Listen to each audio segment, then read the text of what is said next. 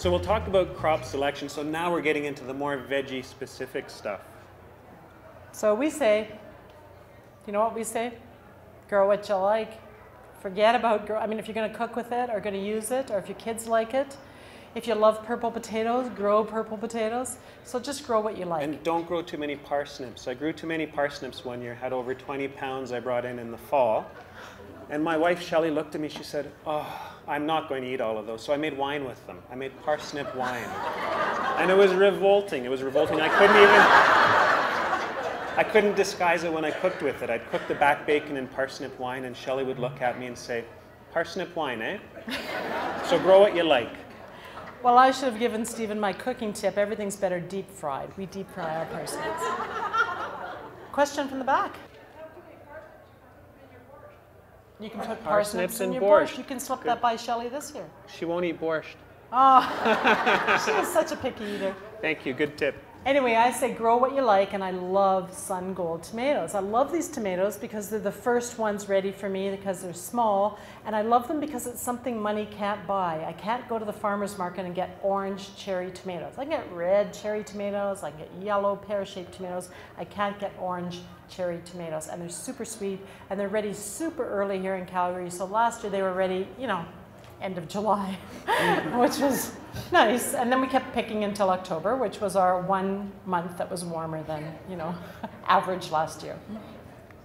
So here we have a couple of my favorites that I like to grow. So on the one side, you might see some little round vegetables, and those are Mexican gherkins. It's a cucumber relative, but growing what we like and what's hard to buy. I've never seen these for sale anywhere. So little Mexican gherkins, and the kids love them. If anybody here has kids, they're a very kid-friendly crop.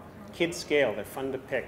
Now there's some purple beans there too. I'm big on growing things that are wacky colors because I can't buy these in the store. So if you take some fresh raw purple beans on a veggie platter to a party, people will say, wow, what's this? This is neat. So that's my approach. Say? That's what they say. That's what they say. Actually, my grandson, who's 3, loves purple beans too. It's his favorite.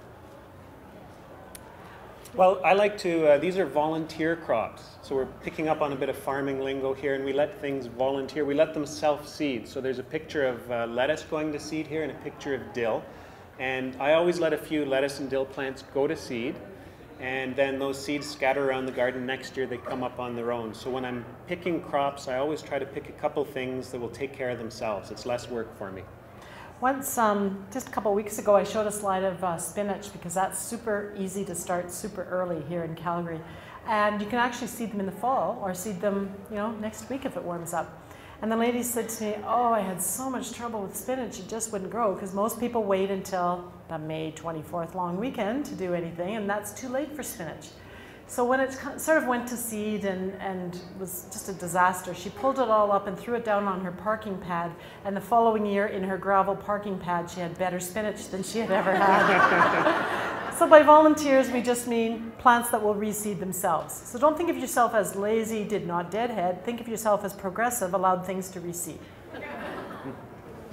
We also talk about rotation. Yeah, this is crop rotation, and we definitely disagreed on this. Now, the theory of crop rotation is good. You'll read all the science textbooks, and they say rotate your crops, and you'll have fewer disease problems, and different crops take different amounts of nutrients from the soil. So the science behind it is fine.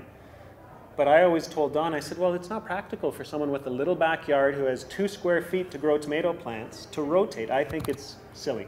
Well, I think it's silly not to rotate. You get those diseases. Who had late blight last year? Come on, let's rotate our crops. Anyways, this was our crop rotation protestation. But we did have our artist make a lovely little illustration so that if you want to rotate, you can. Because she's made a little, the Last Supper for vegetables. She drew it out with a little white tablecloth. Why didn't we include that in the slideshow? I don't know, but I was just going to say, if people are wondering about these rabbits that are in all of the slides, the background on the rabbits is that the illustrator heard that I had been frustrated with rabbits. I'd put up an electrical fence for my rabbits, and they would hop through this electrical fence, and I'd touch the fence thinking it wasn't working, and I'd jump 10 feet in the air. So we have lots of rabbits in our book, and it's thanks to that little anecdote. Yeah. So we're going to talk about starting seed indoors. Who's going to do that this year? Who already has some things started this year? You've got things started. I've lost. Yeah. So starting seeds indoors is not rocket science, but it takes, oh yeah, we have the charts. on when to start seeds. So we have tons of charts, and I think this is the only book where you're going to see a potato eye drawn out quite this way. And we did ask this of Mariko. We asked her to draw all the seeds, and we did that because my sister, who, even though I've gardened for years, my sister has been a late comer to the gardening scene. So last year she bought some spinach seed. This was just last year. We were just writing the book last year. This was really handy for me because last year she did, and she didn't know when she got the spinach seed that it wasn't spinach seed. So she put it in the ground, and all summer it was forming a sort of a multi-type leaf. It didn't look like a spinach leaf, but she thought maybe it was a celery leaf.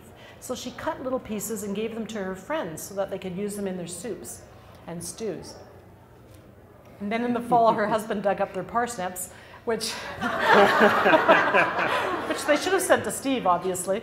But anyway, they didn't know what they had. So we had Mariko draw out what all the little seeds look like. And she did say to us, the cabbage and the broccoli and cauliflower seeds, they all look like little black dots. And we said, just draw little black dots, because that is what they look like. Whereas parsnip seeds are quite large and round, so people will not mistake those. So anyway, this is the story behind why we have so many charts. We also have the red light, green light, and yellow light. So if you're giving this book, if you want to buy a book and want to give it to a new gardener, say stick with the green light things because they're going to be easy, easy, easy. Yellow light takes a bit of work. Red light is not testy. Hard. Stephen decided the word hard was a bit harsh. We didn't want to discourage anybody from tough crops, so we call them testy crops. Anyway, that's what we did. So when you're seeding things... Well, the main thing to remember with seeding and heat, I think a lot of people wonder about heat, and there's specific temperatures given for specific crops, and we say forget any specific temperatures. When you're germinating your seeds indoors, just think that you want them warmer than room temperature, So we have here a picture of a heat mat, which is one way to accomplish that, and it's like a heating pad for seeds. When you put your seeds in pots on there. But don't use your grandmother's heating pad because it might not be waterproof. It'll short out and they only come off and on. So if you want a heating pad, now I have a really old house. We had to dig out the basement. We put in a heated floor. I've had lettuce germinate overnight on the heated floor. I just love it. Or if you don't have a heated floor like Donna, I had heat ducts in the basement and I had shelves right beside them, and that worked beautifully too.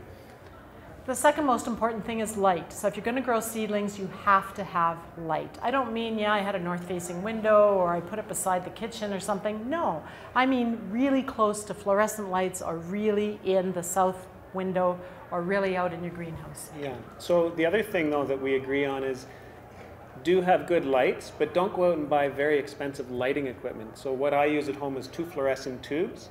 And to make it a bit brighter for the plants, I always move them right up close to the tubes, but I don't buy anything special. So don't go out and buy some metal halide system from a marijuana shop. You don't need it. Well, they might be growing marijuana. They might be growing. You don't know. Weeds. The final thing is watering. And Stephen said, this is too simple. We shouldn't talk to people about water. But honestly, when you turn the tap on in Calgary, it is freezing cold.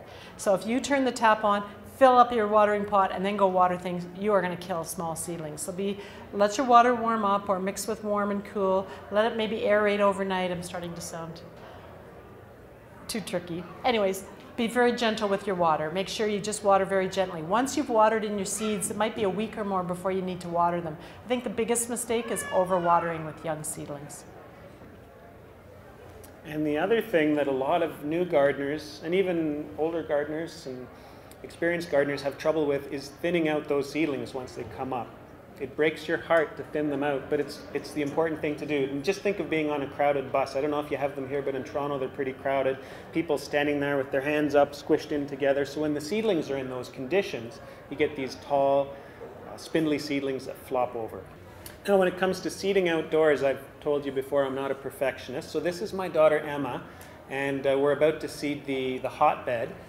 And what we do is a scatter and poke method when it comes to bigger seeds. So if we have bean seeds and if we have pea seeds, even beet seeds are fairly big, is we sprinkle them on the garden by hand until we think we're roughly the right spacing for the seeds, and then we just poke them in one at a time. Poke, poke, poke. And the kids love that. It's something to do, and they say poke as they poke in each seed. So you can make it really simple.